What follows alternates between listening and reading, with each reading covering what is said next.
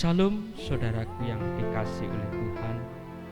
Kembali kita berjumpa dalam kapel virtual Rumah Sakit Baptis Batu, Senin 9 Mei 2022. Mari kita mengambil sikap doa. Kita datang kepada Tuhan, kita merendahkan diri di hadapannya. Mazmur 9 ayat 1-2 mengatakan, untuk pemimpin biduan menurut lagu Mutlaben, Mazmur Daud. Aku mau bersyukur kepada Tuhan dengan segenap hatiku. Aku mau menceritakan segala perbuatanmu yang ajaib. Aku mau bersukacita dan bersukaria karena Engkau bermazmur bagi namamu yang maha tinggi.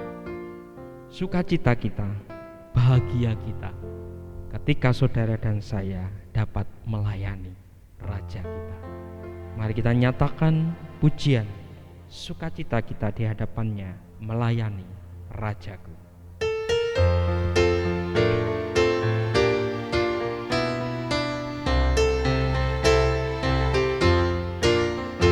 Bahagia melayani Rajaku, oh betapa bahagia, ada damai dan sentosa bagiku melayani Rajaku, melayani Rajaku. Ku serahkan hidupku, sukacita damai berkat melayani Rajaku. Bahagia melayani Rajaku, oh betapa bahagia, tangannya selalu ku pegang teguh, melayani Rajaku, melayani Rajaku. Ku serahkan hidupku, sukacita damai berkat melayani Rajaku. Mari kita satu di dalam doa menyerahkan kapel kita pada pagi hari ini kepada Tuhan. Kami naikkan syukur kami kepadamu ya Tuhan, Allah yang menjadi sumber kehidupan kami, yang menjadi sumber keselamatan kami, yang kami kenal, yang kami muliakan, yang kami agungkan di dalam nama Tuhan Yesus Kristus. Pagi hari ini Tuhan, kami hendak memulai kapel. Kiranya Tuhan menolong memimpin kapel virtual ini dari awal sampai dengan akhir. Kiranya kasih setiamu Tuhan melingkupi kami semua. Di dalam namamu Tuhan Yesus, hamba-Mu telah berdoa. Haleluya. Amin. Mari kita akan bersama-sama menyiapkan diri kita untuk kita boleh dikuatkan dan diteguhkan melalui kebenaran firman Tuhan. Kita mau memiliki hati yang suci murni, yang memancarkan terang sejati.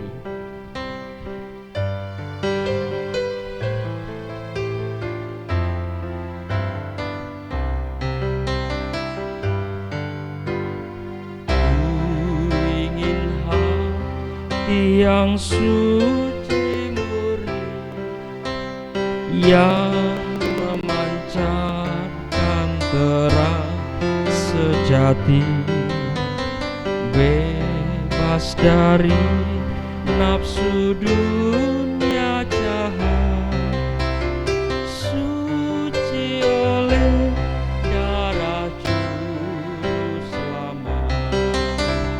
Hati bersih, suci murni, itu ya Tuhan yang ku ingini. Karena kasih Kau telah mati, jadikan hatiku suci murni. Ku ingin hati yang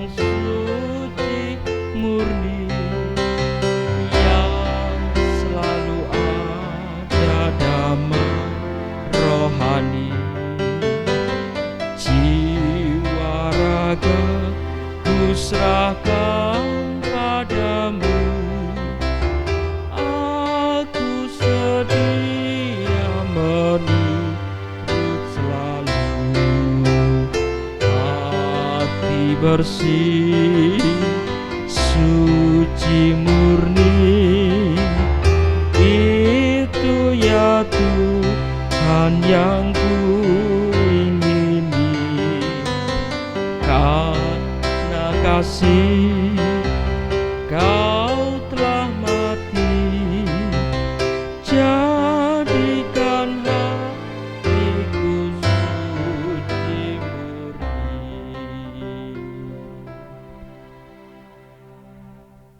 Kebenaran firman Tuhan pada pagi hari ini dengan satu judul, bergembira dalam pekerjaan.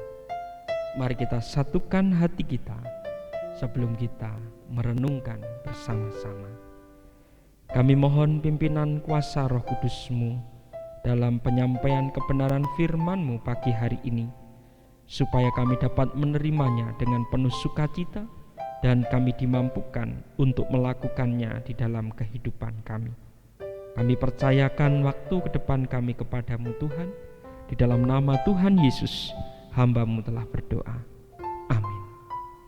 Pengkhotbah pasal 3 ayat 22 mengatakan, Aku melihat bahwa tidak ada yang lebih baik bagi manusia daripada bergembira dalam pekerjaannya. Sebab itu adalah bahagiannya. Karena siapa akan memperlihatkan kepadanya apa yang akan terjadi sesudah dia.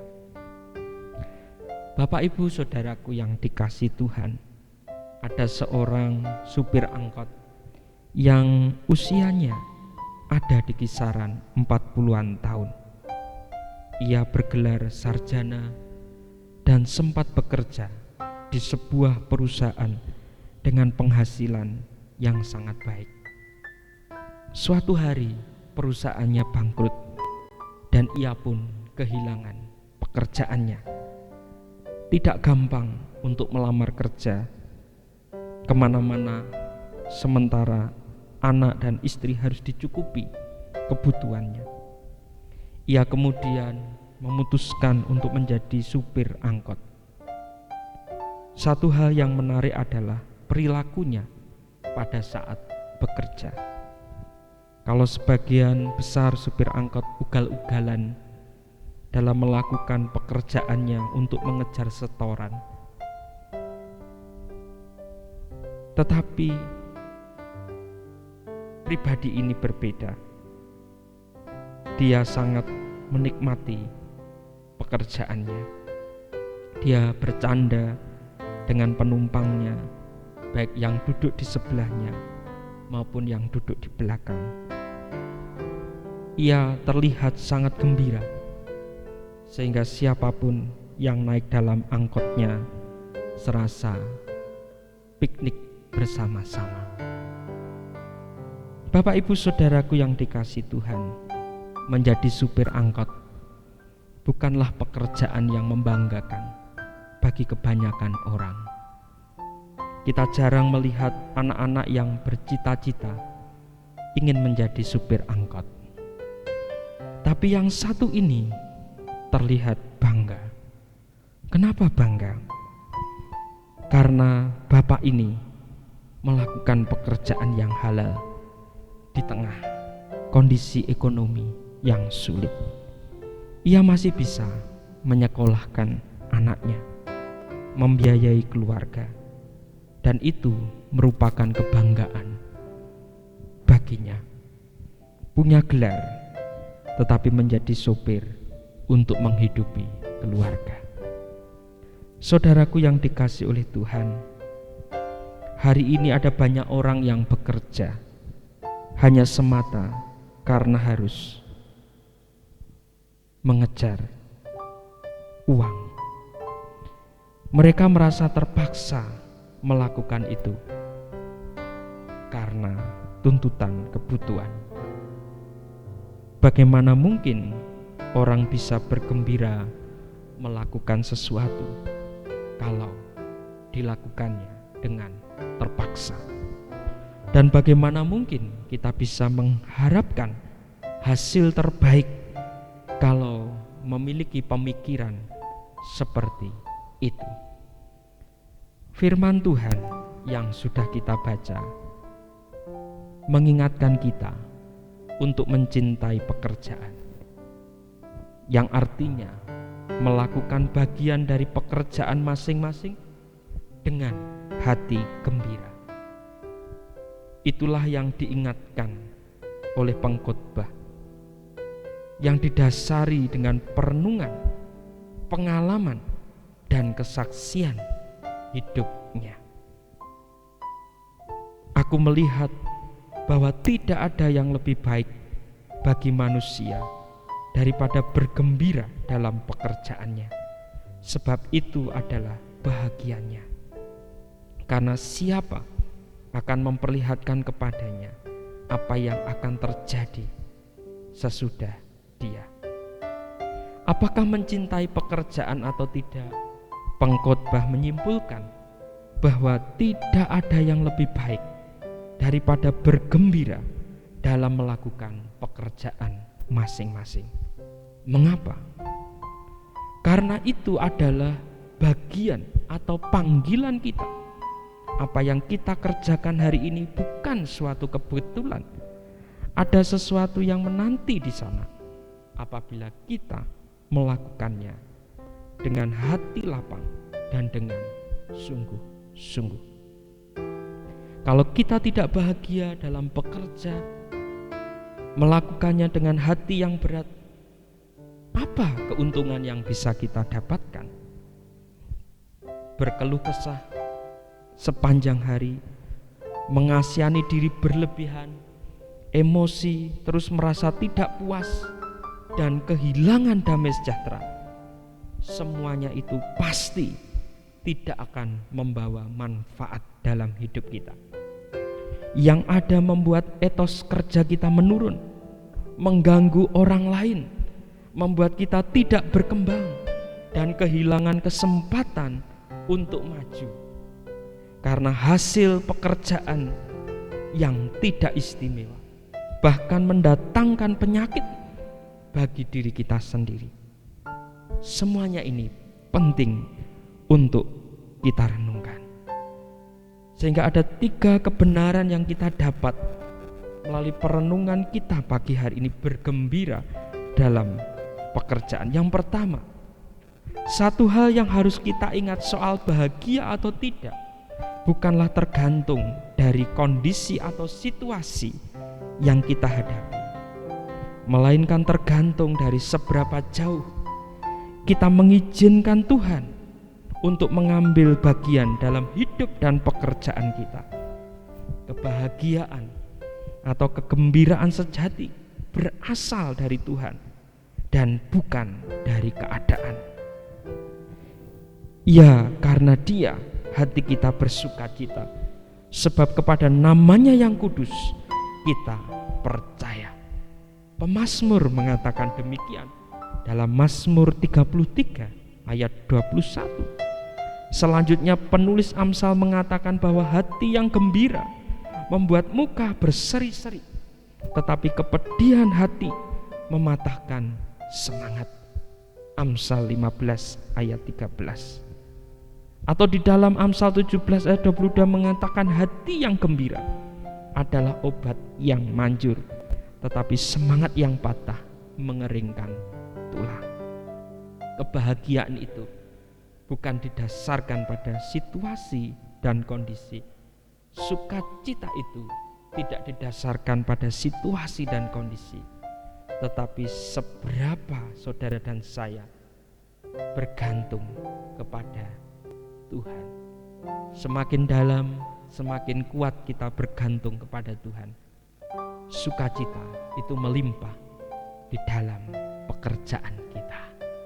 Yang kedua, bekerja dengan hati yang lapang, hati yang gembira, itu adalah obat yang menjaga kita supaya kita tetap sehat, supaya kita tetap semangat, dan supaya kita mampu menghasilkan yang terbaik karena kita mampu melakukan yang terbaik. Dan rasa syukur dapat kita nikmati sebagai anugerah Tuhan di dalam pekerjaan kita. Kebenaran yang ketiga, apakah kita menikmati pekerjaan dengan penuh rasa syukur sebagai sebuah berkat dari Tuhan, atau kita terus merasa kurang puas? Itu semua tergantung kita. Tuhan sanggup membuat pekerjaan sekecil apapun menjadi sangat indah, menjadi sangat berharga seperti emas.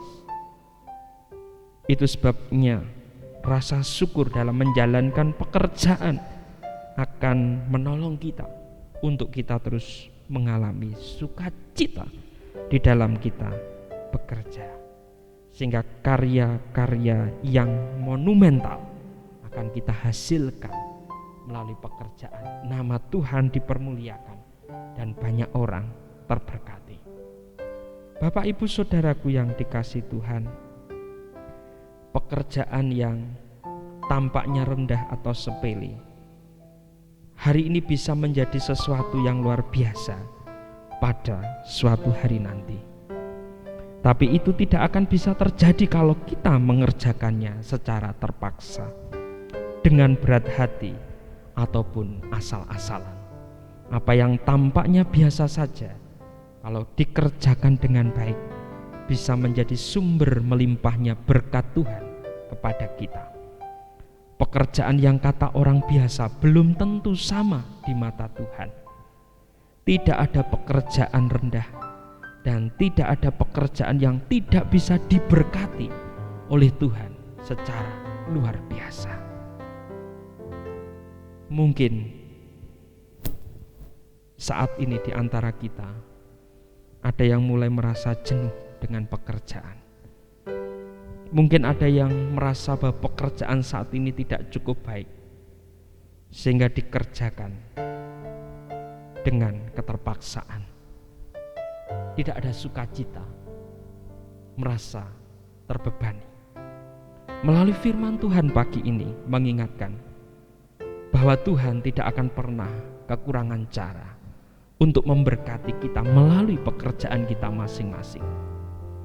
Yang dituntut dari kita adalah bekerja dengan sungguh-sungguh, dengan segenap hati, seperti untuk Tuhan dan bukan untuk manusia.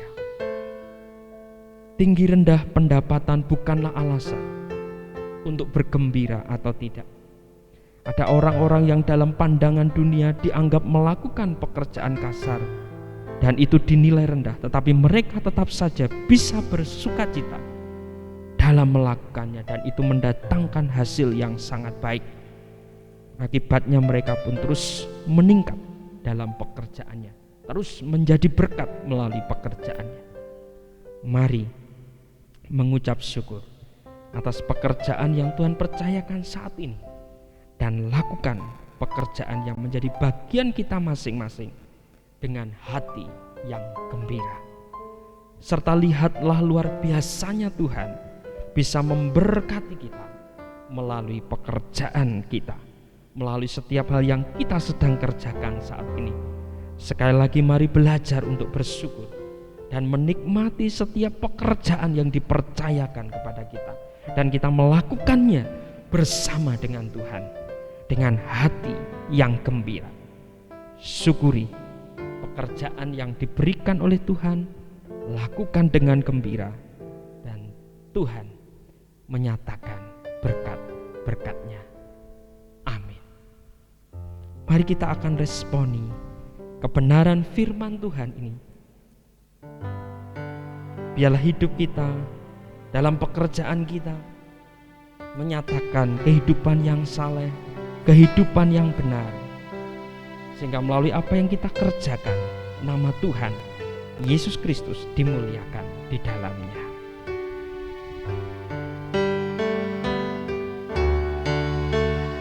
Di